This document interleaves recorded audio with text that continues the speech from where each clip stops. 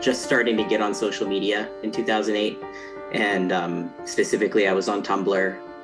And that's probably the very first time I ever heard the term transgender and had an idea of what this concept of gender identity meant. Teenage me was like, oh my God, this is the answer. This is it. I'm gender dysphoric. I was meant to be born male. I felt like it answered questions. It answered the question, why was I being bullied when I was in elementary school? Oh, it must have been because I was transgender. I didn't like being a woman. I didn't like being perceived as a woman. I absolutely despised my body. I found it very difficult to relate to other men because they're all, they're all into drinking, they're all into fighting. This is all part of gender dysphoria. The therapist said she does not want to gatekeep me on anything, and she had my letter to transition right away after my first session with her.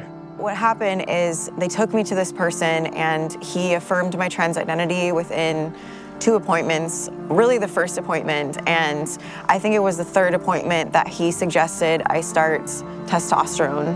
I never had a formal diagnosis. I was never diagnosed with gender dysphoria formally. I was never given exploitative therapy. There was no discussion.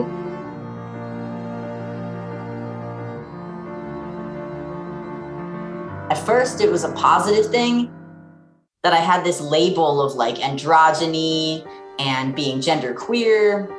When I first started the cross-sex hormones and the depression was still there, I thought it's because I haven't transitioned enough, so I'll get the surgery. And then I got the double mastectomy and the depression and self-hatred was still there. I don't have male genitals anymore. They're gone. And I almost immediately regretted that. Taking the testosterone for as long as I did, which was just over 4.5 years, has led to bladder problems. And obviously the surgery is irreversible, so I'm almost completely numb on my chest area. I started to have heart palpitations that were happening almost daily. I also felt nauseous and sick to my stomach a lot of the time, which wasn't normal for me. Because of the estrogen, I had severe bone loss. First it was osteopenia, and then it turned into osteoporosis, and the bone loss was severe.